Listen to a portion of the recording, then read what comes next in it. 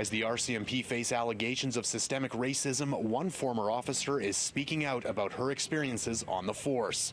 Alex Graham was an RCMP officer in Alberta for 4 years. She tells City News she saw regular discrimination towards Indigenous people while stationed in northern Alberta, including officers assaulting an intoxicated Indigenous man sleeping at a shelter.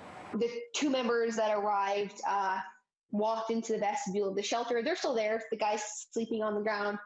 Jumped on top of him and started to beat the shit out of him. Graham tells City News there was regular physical and verbal harassment towards the Indigenous population, but notes that white people didn't see the same kind of treatment. Graham claims officers would regularly arrest and charge Indigenous people with public drunkenness, knowing they couldn't pay their fines and would be sent to jail. When they get the warrant for their arrest, they serve 30 days in jail in lieu of paying the fine. So they would all get transported to Peace River, which was 3 hours south. So this was our inadvertent way of getting them out of our community for 30 days at a time. Graham says her breaking point came when she refused to charge an Indigenous man with public drunkenness after she took him to the hospital. And he calls me into his office and goes, "What part of zero tolerance don't you understand?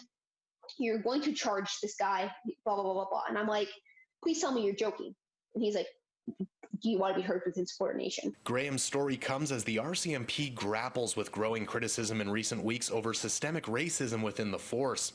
A pair of violent arrests involving Indigenous people which were captured on video, as well as the shooting and killing of 2 Indigenous people in New Brunswick, have led to calls for wholesale change within the RCMP. Graham brought her concerns to her superiors but claims she was told there was no resolution process. City News reached out to the RCMP for comment. They say they are reviewing the incident and will provide details when they can. City News will bring you that information when we get it. Friday, City News will bring you part 2 of Alex Graham's story, where she is now and what she believes the RCMP need to do to make lasting change.